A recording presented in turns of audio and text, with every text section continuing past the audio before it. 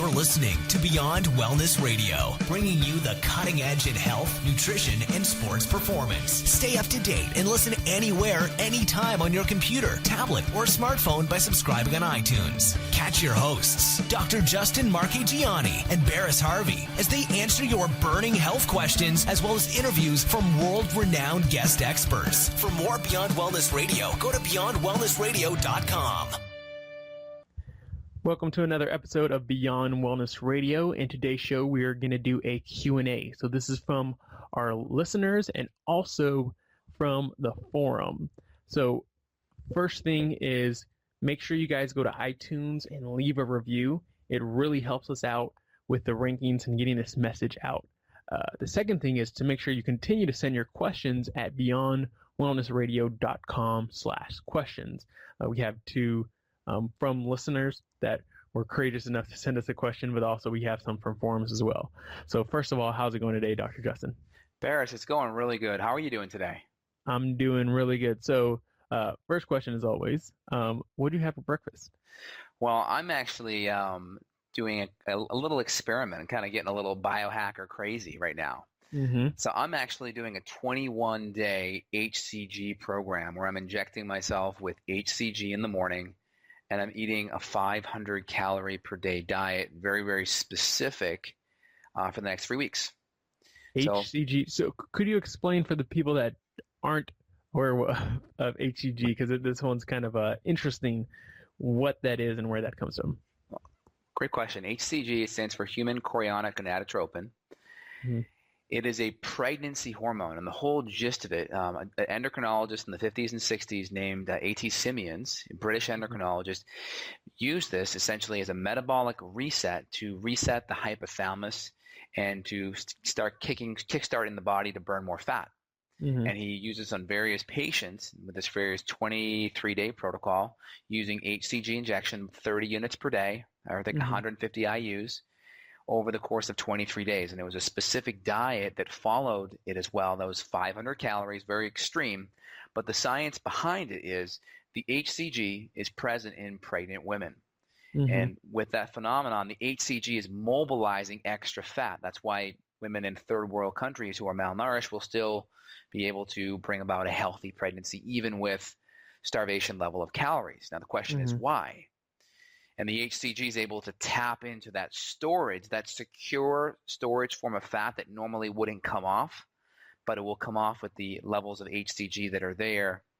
And then those calories can be used for fuel. Now, I've used this twice with patients. I've used it with my fiance as well, and with great success. And again, the key is you want to really come off with a good diet afterwards, and you want to have a good diet before. If you're already eating like crap and you're not doing good and you have infections and adrenal fatigue and thyroid issues, it's not for you. Mm-hmm. So you really want to make sure you've already done the right things. And I think it's a really cool little boost to add in there. And you want to make sure when you come off it, you progress back into a healthy, anti-inflammatory, low-toxin diet, eating plan with adequate nutrition and calories. Doing this type of diet without the HCG will be devastating and destroy your thyroid. I can tell you right now, having done it for almost a week, I have no hunger pangs at all. I am not hungry at all, which is unbelievable. Yeah. The only difference is I'm not used to my stomach being like, my stomach isn't like full. Like when I eat a meal, I would eat till like it feels full. I don't have that full feeling, but at the same time, I'm not hungry either. Yeah, definitely. So it's funny because a lot of these extreme kind of things people do when they're like in duress and when they're like for their last option kind of thing, when they're we see the TV shows and when people are like really, really overweight or really in problem, and then that's when they try to do the extreme stuff. And it's usually the healthier people that can handle something more extreme, whereas it shouldn't be like, oh, this 21-day detox, crazy all-out thing, or what's the TV show where with like Jillian Michaels and like the Biggest Loser, exactly. right? And they try to do like these exercise programs that it's very strenuous and extremely difficult. And it's like, if I'm a healthy person, I might be able to handle that, but you're not going to take those same people and like, oh, well, let's put you through a SEAL Fit exercise. Like, no, you know what I mean? Exactly. And it's the same thing here. So you want to make sure if you're going to do something like this, make sure that you're healthy enough and able to handle whatever stressors it can be. But it looks like Dr. Justin is going to be what is it called? Um, like Arnold Schwarzenegger in tricking his body thinking he's pregnant, right? I know, I know. Right. And the thing is, this is always the last thing anyone should ever do. I am tinkering and experimenting with cutting edge techniques to see just what kind of results that I can possibly get. But this is always a last resort, and I do not recommend anyone doing it that has an active autoimmune or thyroid or adrenal fatigue or gut issue that is not under control yet. Yeah, definitely. And I think maybe at some point we can do a show on this topic. We go a little bit deeper into it because it's really fascinating, and I see this as a really good opportunity to reset the metabolism because we know metabolism gets screwed up with sugar and toxins and stress, and this could be a good therapeutic thing to add in there. Yeah, so this is basically why a healthy woman probably is able to, after her pregnancy, go back to normal weight, probably as Yes, well. I imagine as well. So are you getting it from like pregnant women urine, or where is this coming from? Yeah, well, it's coming from a compound pharmacy in San Antonio, Texas, but it comes from extracted from pregnant women's urine, and they put it into a powder, and you dilute it with some bacteriostatic water, about 10 milliliters, and inject 30 mLs per day subcutaneously. I'm doing it right now with my fiance, and she's done it probably once every 2 years. She does it, and she gets amazing results, and she's able to keep her weight off for about 2 to 2.5 years. Wow. Yeah, sounds awesome. It's not like one of those things where it comes back right away. It takes about 2 years for it to slowly creep up. Yeah, take advantage of trying to be as natural as possible and science at the same time. Like, you don't want to we're trying to find a balance, you know what I mean? So we're not just trying to go full 100% hippie and just say, if it's, don't touch anything out there, because there might be some awesome things that can make us live longer than what biology just wants us to have kids and then get out of here. But we want to live as long as possible, so trying to find out not just what makes us really healthy, but what's also really good for longevity as well. Yes. But at the same time, being very smart and careful with it as well. And I want to be 100% clear. There is no substitute for an anti-inflammatory, nutrient-dense, low-toxin diet with blood sugar stability involved in it. So there's no substitute for that ever. Yeah, definitely. Well, I was a little bit a lot simpler. I just basically had some chameleon cold brew with Nice. with some raw cream from the farmer's market yesterday. Right. So yeah, I mean, there's such a big. I mean, it's a lot more expensive. It's almost double the price. But I tried to get like the grass-fed, really healthy cream versus this grass-fed, really healthy raw cream, and it just makes so much of a difference. Like I tried, I'm like, let me save a lot of money, but it just doesn't compare. Like this is so much better. Absolutely. Yeah, definitely. Love it. So let's get to our Q&A. We have a couple questions here, so I'm going to just scroll over and go to the first question. This is from Kira. She says, "Great podcast. I've listened to a few of them, but this is one of the few that breaks things down in a digestible manner. I have a secondary amenorrhea, hypothyroid, and adrenal fatigue issue. Taking Armor with T3 and bioidentical estrogen, progesterone, and DHEA.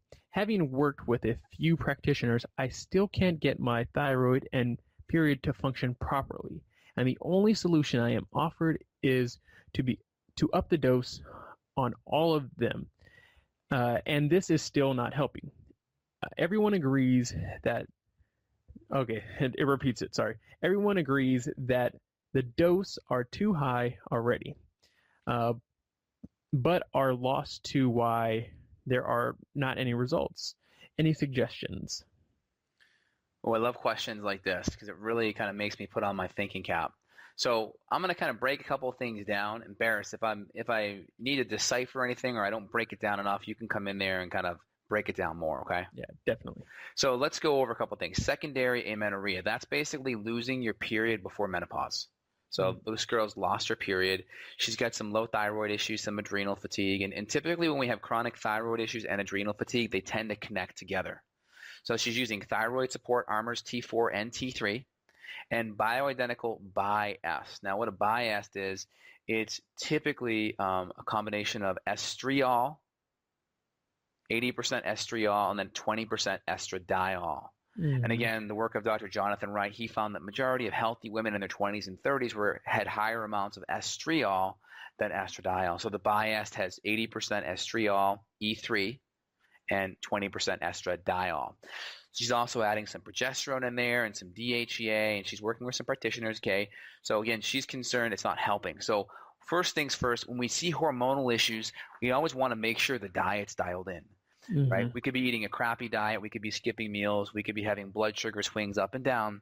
But the biggest stressor on our hormonal system is blood sugar stability. Right?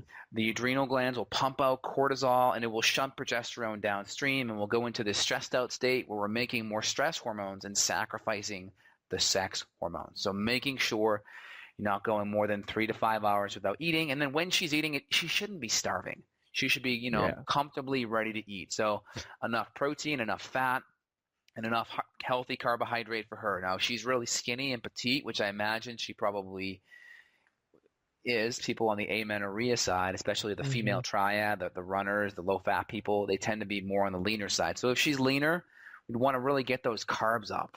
Healthy, safe starches would be a good start. Again, my problem with a lot of people that use DHEA, they do higher amounts, same with progesterone and estrogen. So I'd want to make sure they're reasonable doses. I wouldn't recommend going above 10 milligrams per day on DHEA. I'd want to make sure all the hormones she's using, especially the DHEA, the progesterone, the Bi-S, that they're all ideally sublingual. That tends to be the best. I mean, you can get some creams that work really well in the vaginal area because there's no mucosal, fat there really. It goes right into the bloodstream. But my bias is more towards drops, definitely towards drops. So I'd want to know, is she Hashimoto's? That's a big thing as well. That's really important. And I find there's an infection connection. There's a chronic infection link with a lot of what's happening. When people aren't getting the results and they're using specific hormones and they're supporting their thyroid and supporting their adrenals, a lot of times there's a chronic infection connection there, and we want to look a little bit at digestion, bloating, gas. Is she absorbing her foods? Is she having bowel movements regularly? I'd want to look closer at infections and make sure there's nothing there. And also, I'd want to make sure she's properly being dosed with her thyroid. If she really needs thyroid, well, we should use some temperature testing to evaluate her thyroid levels. Get her into the 97.8 to 98.2 range with a good armpit temperature first thing in the morning. That can be a great way to assess thyroid function. And also, if she's Hashimoto's, there's a strong infection connection link, like I already mentioned. Yersinia is connected, H. pylori is connected, Epstein-Barr, cytomegalovirus, Lyme disease. So there's so many different things there. So I would start at those, and if Kira wants to reach out or to us or schedule a quick consult to review those labs, we can always take a look and give her some more specific advice. Yeah, definitely. I was really happy about you mentioned making sure that you might need a little bit extra carbohydrates, specifically maybe more towards the later part of the day, especially when it helps with the thyroid. Yes. Often a lot. And you mentioned too, because of the amenorrhea, a lot of these athletic women tend to go towards the hypothyroid amenorrhea situation because they're very lean, and maybe she didn't talk about her exercise, but we can probably guess that maybe she's exercising heavily, maybe to reduce. I know, like, it's always hard for people that are really active and fit, like myself. I play football, so to tell me, hey, you have to work out less, like, it sounds good, but it's like I want to be able to compete. So right. So sometimes you might either kind of have to back that down a little bit, or up the carbohydrates a little bit later on in the day, so you can still stay kind of lower carb. But later on in the day, with dinner, maybe having a little bit more carbohydrates to make sure that you're boosting that thyroid function. Yeah, there's also a study too, American Journal of Physiology. They did a study back in 1994 finding that they had low T3 syndrome, so lower T3 levels. That's our active thyroid hormone in exercising women. So when they got above a certain aerobic threshold, they found it would actually lower their T3. Yeah. Don't push yourself too hard. Yeah, basically. And Exactly. And one that often is like harder for people to usually go just because of the taste, but organ meats like make a big difference. Like that's an easy way to get some naturally occurring hormones in there. So some of the liver really helps with thyroid.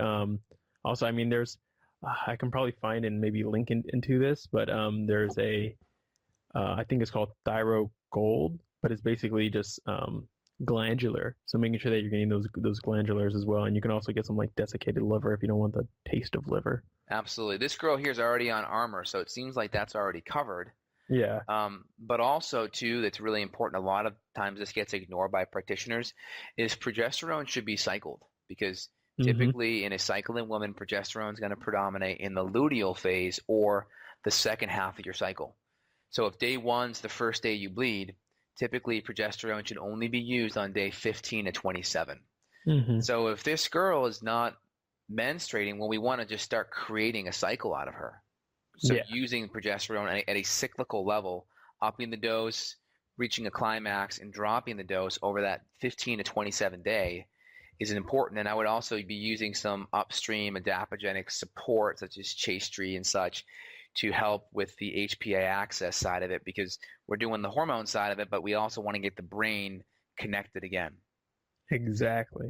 All right. Hopefully that was helpful, Kira, and I'll go ahead and send that to you. We have another question here from Michael or Michelle, but I think it's Michael. It says, can you tell me how to include potato starch in your diet? I'm looking at the bag of powder I bought, and I would love to enjoy the benefits of resistant starch. But how do I take a teaspoon of dry powder? I've tried adding it to foods, but it doesn't dissolve well.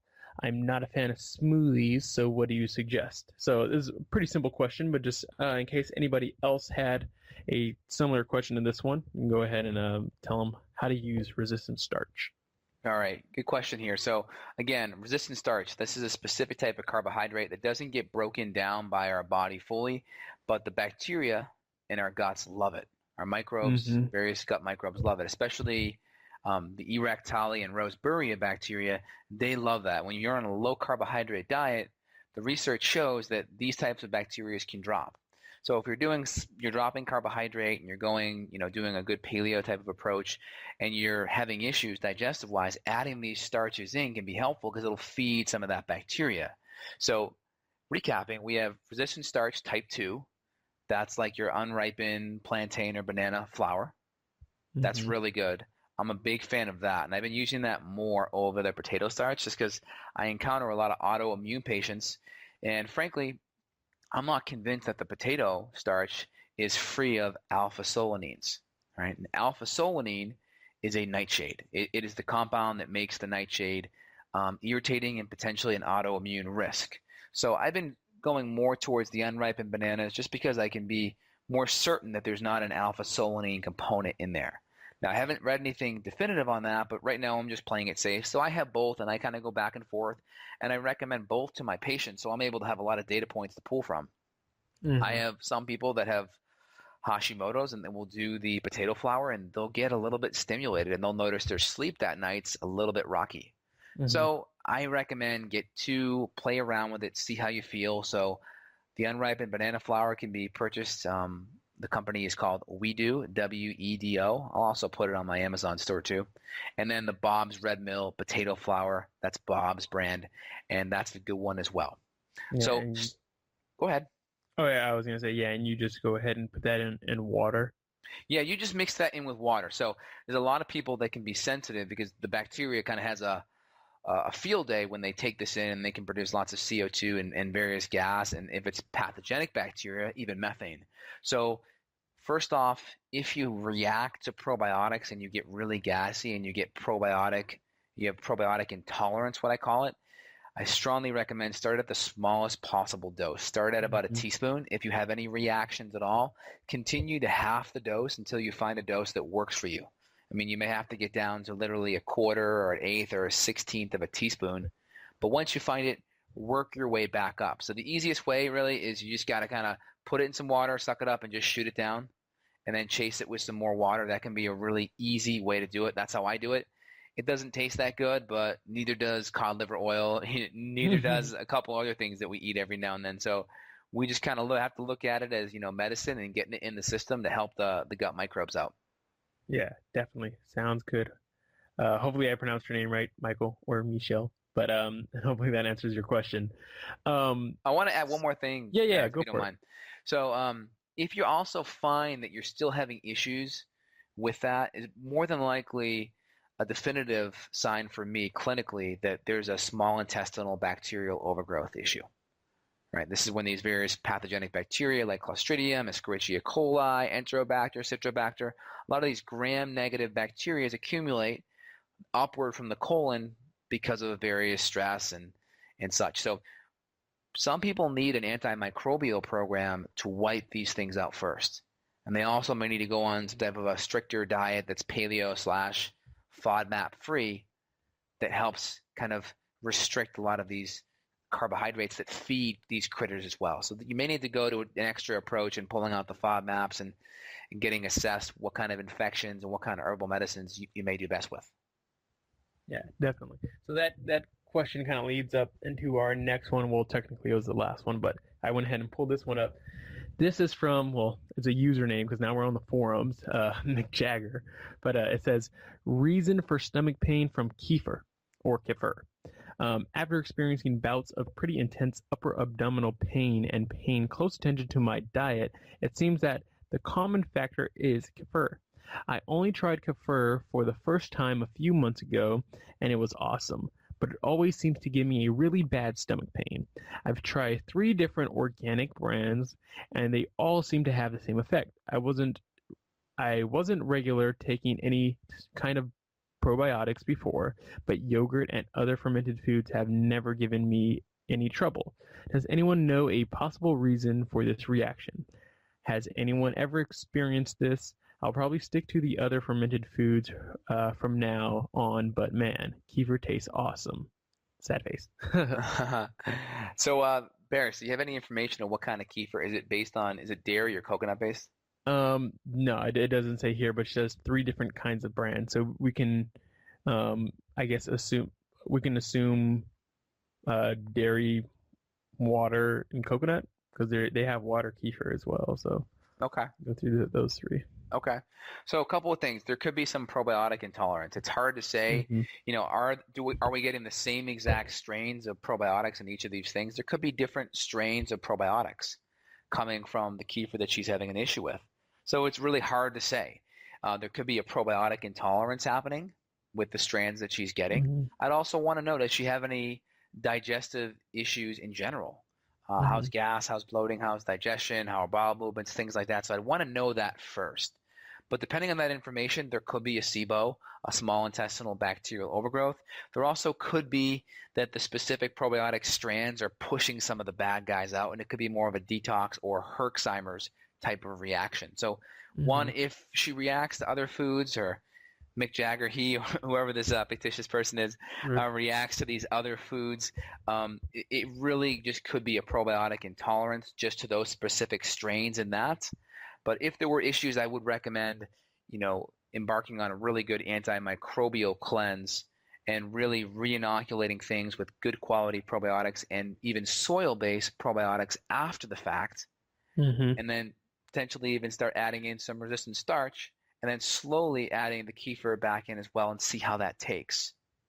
Yeah. I'm really trying to figure out if it was like a coconut, because I've had a coconut water kefir and it tastes good, but it could be that it's not just pure dairy kefir just because of the fact she said it tastes good, and I've had plain dairy kefir before.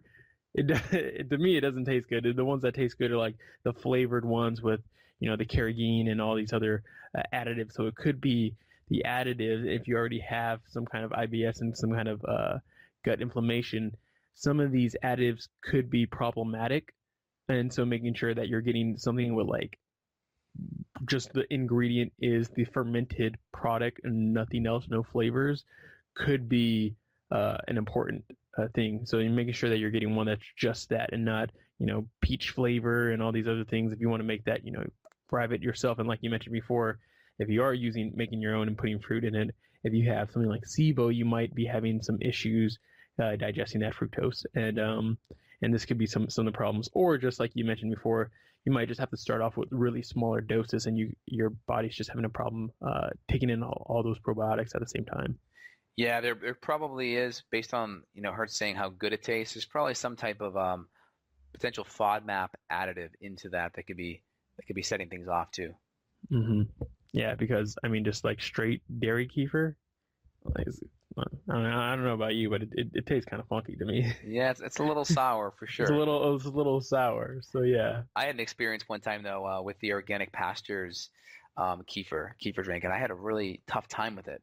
No, yeah, and I'm not sure. And theirs that's the raw everything, right? The raw milk, raw. That's the raw everything. Yeah. And I'm not sure what's happening, if that's having a detoxive reaction where it's pushing things out, or it could be just the fact that there's some casein in there and my body's a little bit irritated to some of the casein. There's so many variables. It's really hard because I don't really react to any types of probiotics, and I take lots of them in. And at 100 billion, right now I'm doing a couple 100 billion a day, and I have no problem with the various strains I'm taking. Yeah.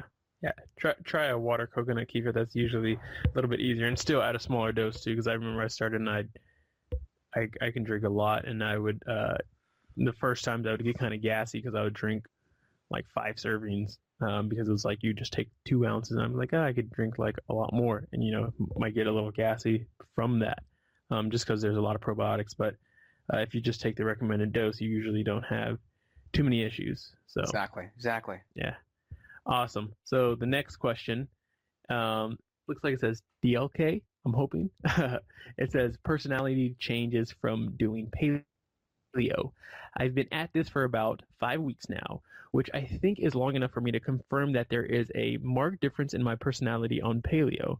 Mostly it has to do with the lack of the low level anxiety and worry that used to pervade my days. I also generally feel happier, more optimistic, and friendlier.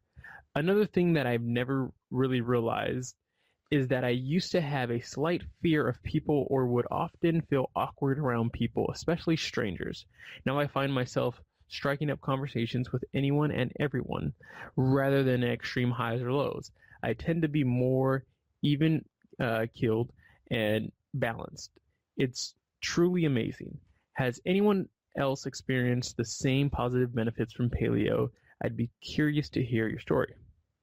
So it's kind of more of a wanting some confirmation if his diet made a difference in his mood. And I'm pretty sure there's a book called The Mood Cure that probably will confirm this as well. Yeah, absolutely. So this is actually 100% true. I've seen it in patients all the time. There's also a really good study on this, and it's basically it's from the Neuroendocrinology Letters, 2008, entitled "The Gut-Brain Barrier in Major Depression," and it talks about intestinal mucosal dysfunction with an increased translocation of LPS. That's the outer coating of the bacteria. It's really toxic, and how it may play an inflammatory pathophysiology role in depression. So again, what happens is when we're systemically inflamed, the tight junctions in our gut, these are like the little epithelial tissue that kind of keep the food on the inside and the blood on the outside. Well, these zippers kind of get unzipped when we have extra stress and inflammation. And it can allow a lot of the SIBO or the bacteria in our gut that may be dysbiotic. It just means more bad stuff than good stuff. Typically, there should be more good than bad, but when it's flipped, that LPS, which is like the outer spiny coat of this bacteria, can translocate through into the bloodstream, and it plays a pathological role. It can affect mood. I mean, depression is just one symptom of mood, right? There's a spectrum there, right? There's anxiety, there's attention issues, there's a whole bunch of spectrum issues there. But again, what they found was that when they had higher amounts of lipopolysaccharide, IgM and IgA, they had more fatigue, they had more gastrointestinal symptoms, and they also had more inflammation and depression. Basically, the study suggested that increased LPS translocation may mount an immune attack And this immune attack in the brain can basically cause depression. So from what I understand, and from the physiology that we are aware of in our textbooks, is our brain, half the cells in our brain are immune cells. All right, these cells are called microglial cells, and inflammation can turn these cells on. So it's like Tom O'Brien has a good analogy of throwing. Imagine a football field full of mousetraps. You throw one tennis ball out there, it hits one mousetrap, and it goes pop, pop, pop, pop, pop, pop, pop, pop, pop, pop. More hit, and then the initial cascade ripples and ripples and ripples and creates a cascade of more mousetraps being activated. And that's kind of how your brain works. We have a little bit of inflammation, there's some gluten, there's some SIBO, and this leaky gut thing happening. It can turn some of these cells on, and we get this pop, pop, pop, pop, pop, pop, pop kind of reaction of these microglial cells being activated.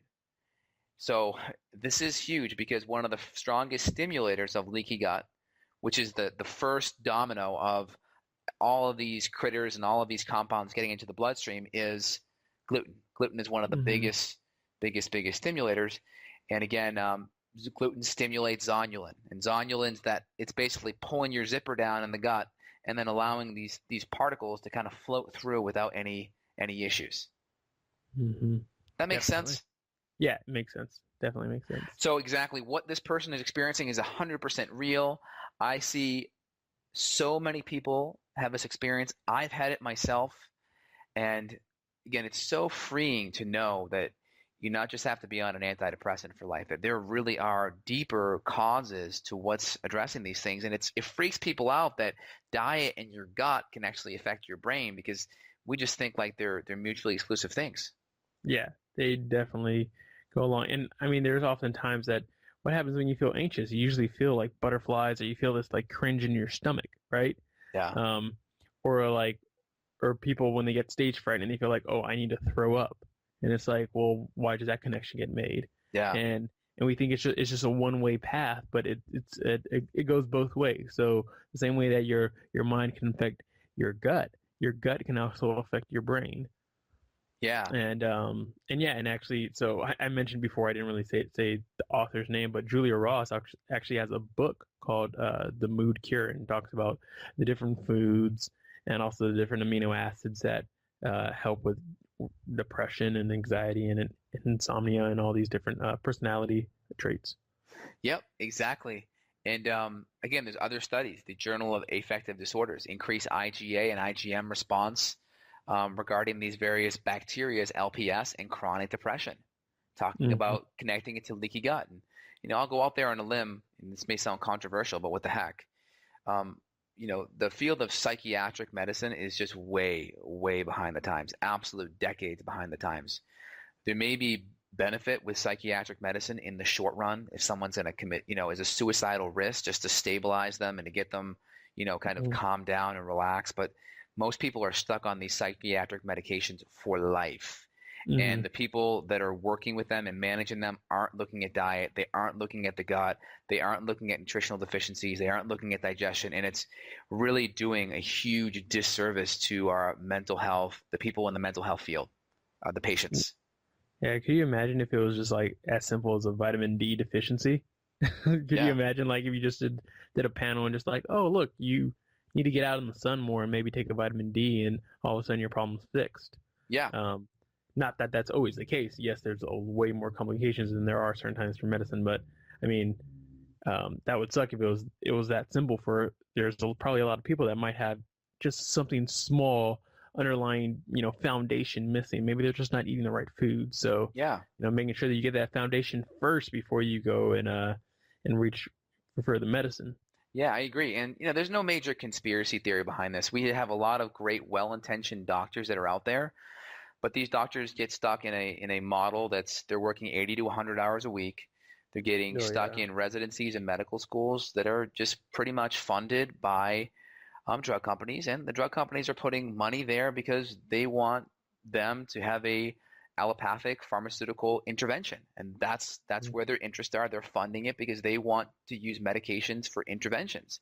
But it's hard if you have a medication that's you're spending billions of dollars on, and you're going to school for 10 years for, and then you have this thing of like, wow, vitamin D and like avoid gluten, and it's like almost free, Like you can see there's major competition there. And there's not much profit to be made there either, too, with the vitamin D and gluten. A lot of these things are simple and easy. So you can see what happens. We have a lot of conflicts of interest. So when people are trying to find doctors, you really want to make sure you're finding someone that's going outside of the pharmaceutical spectrum. Pharmaceuticals can be great during trauma and maybe an acute infection or maybe a car accident, things that are really, intense and acute. But long term, they tend to not be the best solution. And, frankly, the number 6 cause of death, I think, iatrogenic induced death, that's, I think, 150,000 people dying a year taking medications properly. So when it comes to chronic medication use, we always want to look at the underlying cause and see if that medication can be substituted with diet, lifestyle, or even natural nutrient or herbal medicine intervention. Yeah. Yeah, it's usually harder for somebody to sell vitamin D, which they could pick up for like $5 at the vitamin shop. Yeah, exactly. Right? Exactly. Okay, let's see. Next question is from Amy, 28. She says, this is an interesting question. I'm testing Dr. Justin, see if he has any insight on this. How can I gain facial fat? Now, this is interesting. I'm 5 foot and 95 pounds. I'm happy with my body. I used to be 110 pounds, but I lost 15 pounds over the past few months without even trying, just by cutting out the junk food. My body looks very good now, but my God, my face, sad face. I used to have a baby face and relatively chubby cheeks, which I liked because it made me look younger. I look older now because my face is so grount, I think is the word. Mm-hmm, mm-hmm.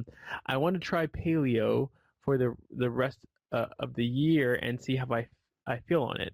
Does anyone have any tips to gain weight on my face without regaining the weight on my body? Thanks. Good luck. All right, that's an interesting one. So what was her weight, Barris? She's currently 95 pounds, Okay. and she's 5 foot tall. All right, well that explains all of it.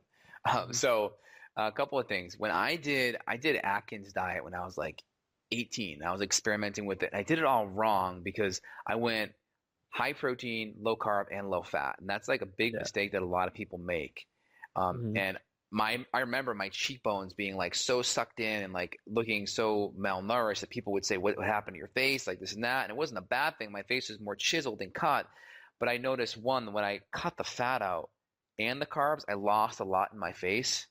So I would first say make sure you're having adequate amounts of fat. And because of your weight, I would really up the carbs. I mean, I would get some sweet potatoes, some yams in there. I get some nice, healthy, safe starches in there and see how you look and feel and perform and kind of just test that first. That would be like one of the first things I do. Now, on top of that, we have therapeutic things, right? These are things outside of just diet. So you can also supplement and get some really good high collagen powder in there. That can be excellent just to get extra precursors for skin and for nutrients and help tighten the skin up. That can be helpful. I also use a stem cell based cream called J Bioserum. Yeah, I think they even have the ability to inject as well. But this cream is excellent because they basically go to skin banks and they spin off the stem cells or the cytokines from the fat tissue, and they pull those cytokines out and they compound it into a cream. And it works very, very well at skin health. It works very well at sunburns. They use it in a fair amount of hospitals across the country on burn victims. So I see it helping a ton for skin health and potentially adding that extra collagen and support there. It's definitely worth a try. I use it 3 or 4 times a week just for anti-aging on my skin, for sunspots and wrinkles, just to prevent all that. But that'd be something worth trying. Yeah, awesome. I would just say don't be afraid to gain a little bit of weight. Yeah, I would just 95 pounds. Was she 5'3"? 5 foot. 5. Yeah, so she's still a little bit smaller, but still 95 pounds is still a little too small, especially if she's active. I would up the carbs a little bit, make sure there's enough healthy fat on there, and get some bone broth, add some collagen. If you want to go the extra mile, try the extra intervention stem cell creams that I mentioned. Yeah, definitely. Sounds good. Let me go to the next question. So this is from Tim 31, and it says, how long would it take to become vitamin D deficient? And then he says, or how long do healthy stocks of vitamin D last, in quotations, in the body quite a while, I imagine, but just wondering if there was any studies. So, any studies on how long vitamin D lasts in the body? Oof. I am not sure about studies. I'll just give you clinical experience. Mm-hmm. I find it takes about 6 months to a year if someone stopped taking vitamin D for it to drop. Mm-hmm. Now, again, this is going to be different because people that are inflamed, they just need more vitamin D because they have a harder time absorbing it. Mm-hmm. So that's the big thing is that if you're inflamed and you're overweight, you may have a hard time converting because vitamin D, the vitamin D3 we get has to get converted into calcitriol. That's the active vitamin D. I think it goes Mm-hmm. through the liver first and then through the kidneys. So the kidneys are what really activate vitamin D. So the vitamin D we're taking isn't really even active. It has to get converted. Mm-hmm. Right? Vitamin D3 gets converted into the active hormones calcitriol. So again, I would say 6 months to a year would be a good recommendation. Everyone's different, so test. Go on vitamin D supplementation, and throughout the winter months or before you go into the winter, test, see where you're at. After you come out of the winter, without taking any of it, you could test again, do it monthly, see where you're at.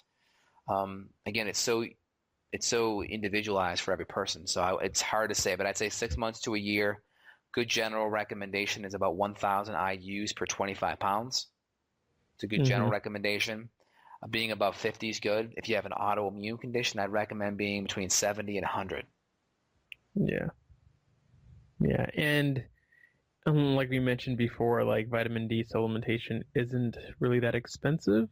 Like the most you're gonna spend is like probably $20 at the most.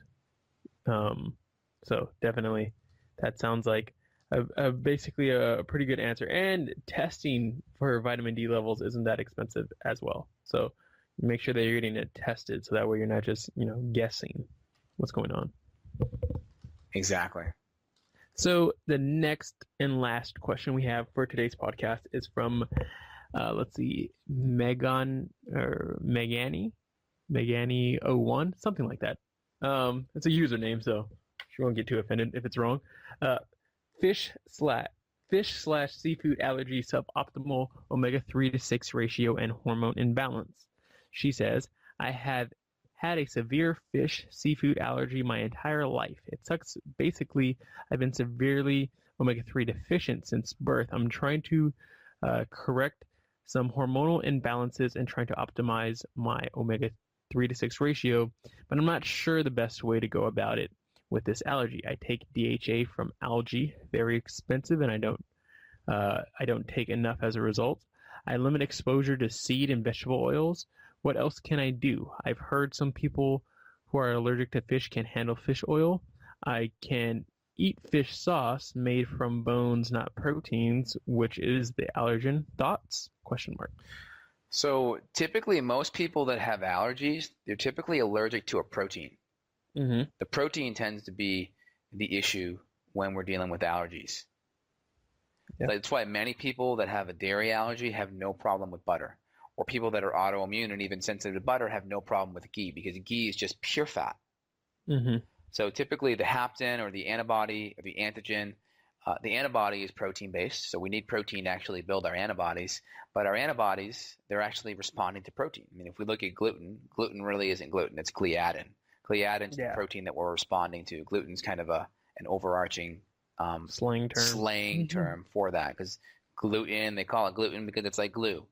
So that's kind of the whole term there. And then again, the other grains, the other prolamines, which are proteins in grains, all those grains like rice has various proteins. Corn has zein. Oats have avenin. I think rye has horsinin. So these are different proteins. So it's the immune system's responding to proteins. So in my opinion, I think if your gut's healthy and there's no gut issues and we're having adequate amounts of hydrochloric acid as well as bile salts and there's no bile or gallbladder problems, there shouldn't be an issue taking an oil. Now, I don't know her history 100%. Maybe she's tried this. Maybe that's just how it is with her. But personally, I find allergies tend to be all protein-based. Just like intolerances tend to be more FODMAP or sugar-based, right? We look at the carbohydrates. People have lactose intolerance. What's lactose? That's sugar. People have FODMAP issues. FODMAPs are all types of sugars, right? They're fermentable oligodisaccharide, mono, and polyols. These are all sugars. So intolerances tend to be sugars. Allergies tend to be proteins. And if we're seeing fat issues, I would just want to look a little bit deeper at how her gallbladder's functioning and how her gut's functioning, and make sure she's able to break that down properly. Because if we're eating foods and they're sitting in our gut and they're fermenting and they're acidifying, which is basically fat rotting, well, we may have symptoms that we correlate to allergies, and it may not be. But on that same standpoint, I would switch it up. I would try salmon oil, tuna oil. My favorite's cod liver, because you get a glandular product from a liver of a fish, and it's also high in vitamin A as well. So you get vitamin A plus the EPA and DHA. So switch up the fish, see if it's across the board. I mean, see how you feel. You could do some kinesiological testing if that's of value. I'm not sure if you get the type of lab testing you need to look at that, but I would just try, experiment, see how you feel, look and perform afterwards. Yeah, sounds great. Hopefully that was beneficial, and sounds really good, because I know it's important to have that nice balance. It's a lot harder these days when we have a lot of the refined foods boosting up the omega-6 ratio, and we want to try to find a way to balance it. So yeah, if you can get that in without having a reaction, that'd be awesome. And I would also just go to a super high quality brand. I would use something like Pure Encapsulations, or use something that's extra filtered, extra pure, because there could be some type of protein contamination in there. So I would really look at maybe Nordic Naturals, Carlson's, Pure Encapsulations. I would go to something that's super pure, that there's no proteins getting in there. And I imagine you'd probably be okay with that. Yeah, definitely. Perfect answer. Anything else to add in today? No, today was a good show. Again, without having a back and forth conversation, I just take everything with a grain of salt. If someone hears these questions and wants more feedback or likes the direction it's going, feel free and reach out so we can apply, give more clarity, and just know that we're not really giving any medical advice that we want people to just follow through with blindly, because it may not be the right thing for you, because everyone is an individual. So if it sounds like your situation, if you do it, you're embarking on your own risk. Yeah, definitely. Yeah, no, this is not, if you guys want to talk more to us, again, you guys can shoot us an email, go to contact. We will, even do a consultation. So yeah, so definitely, if you guys want to talk more about your specific individualized situation, let us know. And also make sure that you go to iTunes and leave a review. This helps us spread the message and spread the word, and we really appreciate it. And also, like I just mentioned, continue to send in your questions as well, so we can have these Q&A discussions. So go to beyondwellnessradio.com/questions. And thank you guys for tuning in to another episode, and see you guys next time. Thanks, Barris. Thank you. I have had a severe fish seafood allergy my entire life. It sucks. Basically, I've been severely omega-3 deficient since birth. I'm trying to correct some hormonal imbalances and trying to optimize my omega-3 to 6 ratio, but I'm not sure the best way to go about it with this allergy. I take DHA from algae, very expensive, and I don't take enough as a result. I limit exposure to seed and vegetable oils. What else can I do? I've heard some people who are allergic to fish can handle fish oil. I can eat fish sauce made from bones, not proteins, which is the allergen. Thoughts? ? So typically, most people that have allergies, they're typically allergic to a protein. The protein tends to be the issue when we're dealing with allergies. Yeah. That's why many people that have a dairy allergy have no problem with butter. Or people that are autoimmune and even sensitive to butter have no problem with ghee, because ghee is just pure fat. So typically the hapten or the antibody or the antigen, the antibody is protein-based, so we need protein to actually build our antibodies. But our antibodies, they're actually responding to protein. I mean, if we look at gluten, gluten really isn't gluten, it's gliadin. Gliadin is the protein that we're responding to. Gluten's kind of an overarching slang term for that, because gluten, they call it gluten because it's like glue. So that's kind of, the whole term there. And then again, the other grains, the other prolamines, which are proteins in grains, all those grains like rice has various proteins. Corn has zein. Oats have avenin. I think rye has horsinin. So these are different proteins. So it's the immune system's responding to proteins. So in my opinion, I think if your gut's healthy and there's no gut issues and we're having adequate amounts of hydrochloric acid as well as bile salts and there's no bile or gallbladder problems, there shouldn't be an issue taking an oil. Now, I don't know her history 100%. Maybe she's tried this. Maybe that's just how it is with her. But personally, I find allergies tend to be all protein-based. Just like intolerances tend to be more FODMAP or sugar-based, right? We look at the carbohydrates. People have lactose intolerance. What's lactose? That's sugar. People have FODMAP issues. FODMAPs are all types of sugars, right? They're fermentable oligodisaccharide, mono, and polyols. These are all sugars. So intolerances tend to be sugars. Allergies tend to be proteins. And if we're seeing fat issues, I would just want to look a little bit deeper at how her gallbladder is functioning and how her gut's functioning and make sure she's able to break that down properly. Because if we're eating foods and they're sitting in our gut and they're fermenting and they're acidifying, which is basically fat rotting, well, we may have symptoms that we correlate to allergies, and it may not be. But on that same standpoint, I would switch it up. I would try salmon oil, tuna oil. My favorite's cod liver because you get a glandular product from a liver of a fish, and it's also high in vitamin A as well. So you get vitamin A plus the EPA and DHA. So switch up the fish, see if it's across the board. I mean, see how you feel. You could do some kinesiological testing if that's a value. I'm not sure if you get the type of lab testing you need to look at that, but I would just try, experiment, see how you feel, look and perform afterwards. Yeah, sounds great. Hopefully that was beneficial. And sounds really good because I know it's important to have that nice balance. It's a lot harder these days when we have a lot of the refined foods boosting up the omega-6 ratio, and we want to try to find a way to balance it. So yeah, if you can get that in without having a reaction, that'd be awesome. And I would also just go to a super high quality brand. I would use something like Pure Encapsulations or use something that's extra filtered, extra pure, because there could be some type of protein contamination in there. So I would really look at maybe Nordic Naturals, Carlson's, Pure Encapsulations. I would go to something that's super pure that there's no proteins getting in there. And I imagine you'd probably be okay with that. Yeah, definitely. Perfect answer. Anything else to add in today? No, today was a good show. Again, without having a back and forth conversation, I just take everything with a grain of salt.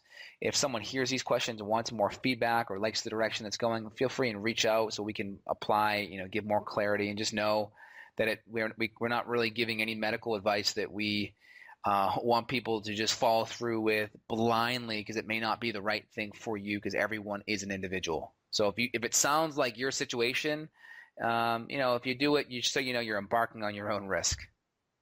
Yeah, definitely. Yeah, no, this is not. If you guys want to talk more to us, again, you guys can shoot us an email. Go to contact. We will, even do a consultation. So yeah, so definitely, if you guys want to talk more about your specific individualized situation, let us know. And also make sure that you go to iTunes and leave a review. This helps us spread the message and spread the word, and we really appreciate it. And also, like I just mentioned, continue to send in your questions as well, so we can have these Q&A discussions. So go to beyondwellnessradio.com/questions. And thank you guys for tuning in to another episode, and see you guys next time. Thanks, Barris. Thank you. Got a question for Dr. J? Go to beyondwellnessradio.com/question. Then tune in to hear the answer. Also, if you like the show, review us on iTunes. For more Beyond Wellness Radio, go to beyondwellnessradio.com.